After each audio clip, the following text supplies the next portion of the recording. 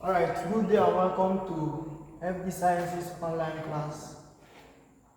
Here today we'll be treating some topics under parasitology, and our concern for today is host, vectors and types of hosts. Now, what is a host?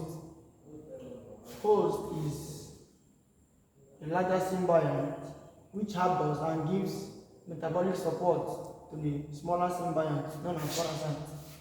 Now, to understand this perfectly, you must know that there is a metabolic relationship. The host must give metabolic feeding relationship to the parasite. And host-parasite relationship is found in parasitism. And as we have today also, look at vectors. Vectors are either an arthropod or other invertebrate intermediate host that can transmit parasites. So that is a vector. Now, critically, let us look at the types of hosts. The types of hosts we have. Because most exam questions come like this. Which is a type of host? Can be your exam question. Or just give a sentence and ask what type of host is that. So the first in our list is the definitive host. The second one is the intermediate host. Intermediate host. The third one is the reservoir host. The fourth one is the parasitic or transport host.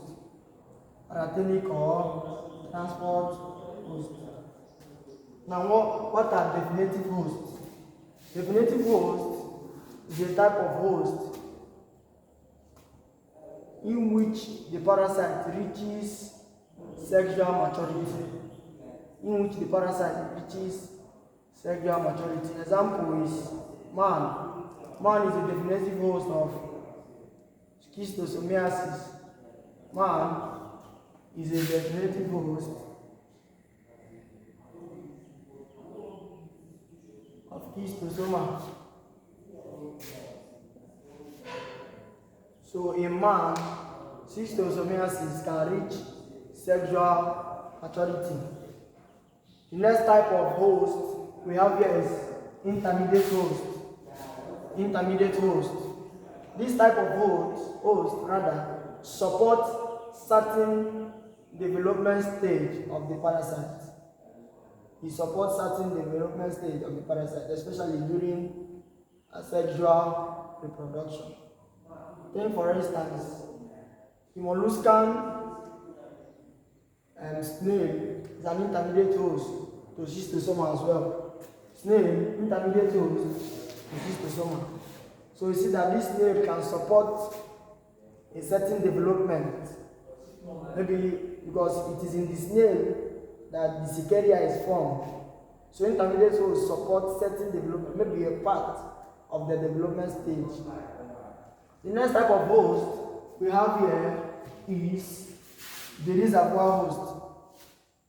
As the name implies, reservoir is a host where we can derive the source of infection.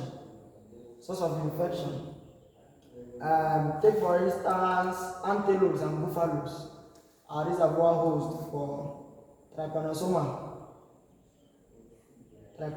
species. These two animals,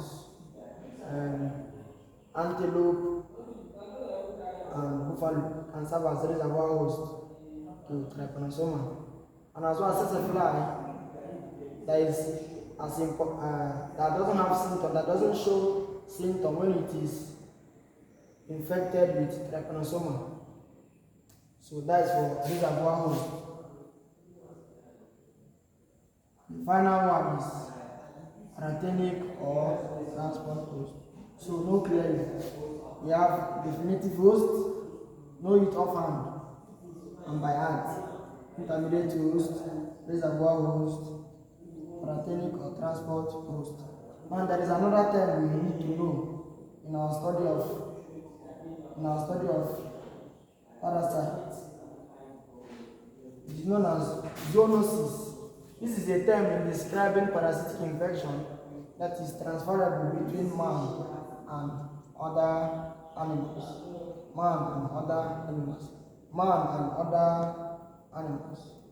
Example is this trypanosoma.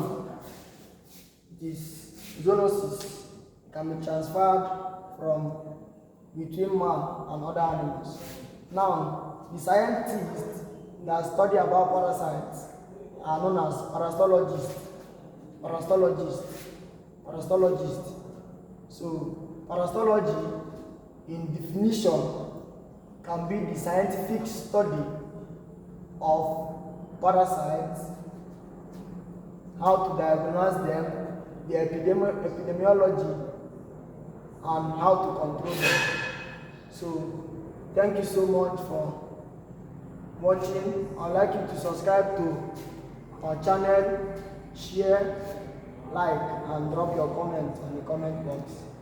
Thank you and God bless you.